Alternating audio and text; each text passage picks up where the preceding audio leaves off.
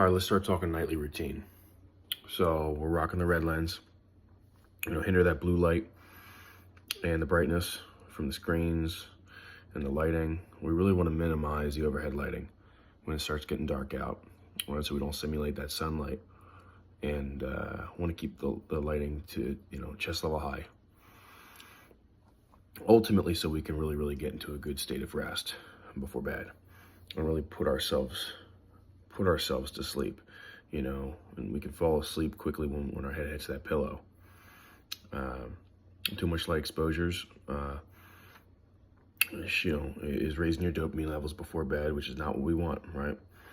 We want to lower that cortisol when we go to bed, and we want that cortisol spiking when we get up. When we get up, we really want to get out of bed right away, get sunlight right away. And so in order to do that, we need to focus on a couple things, right? We need to make sure our circadian rhythm is in the right state, and that our adenosine receptors in our brain are also not being affected negatively.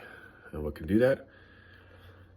Two really important things or factors are caffeine and alcohol, right? So, we're cutting off alcohol hours before bed so that it doesn't affect our REM sleep in a negative way, doesn't crash our dopamine levels throughout the day, and we're cutting off caffeine 10 hours before bed, right? So it doesn't affect our REM sleep once again.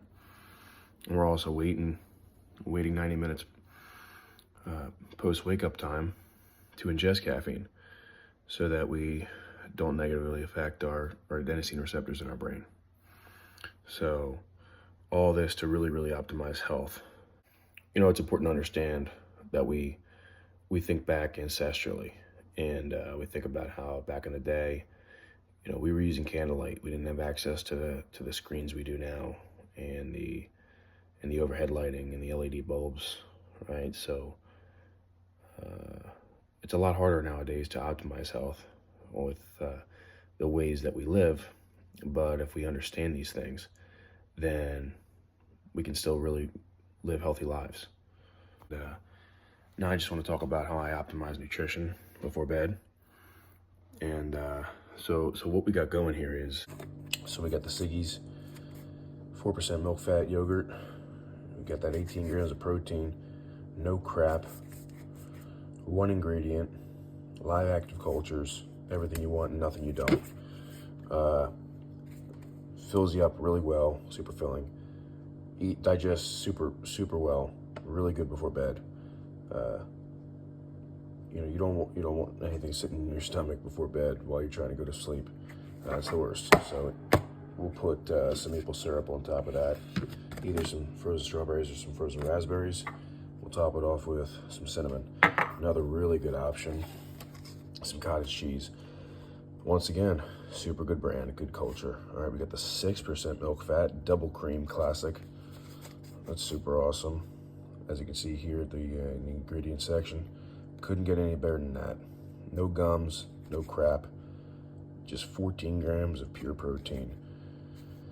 None of the crap, like I said. So there's just some really good options. Cottage cheese, really abundant in glutamine, which is the main amino acid in muscle recovery. So, and protein synthesis, super important. And it tastes really good. It's a really good brand. Definitely the best tasting. So with that, Demergent out.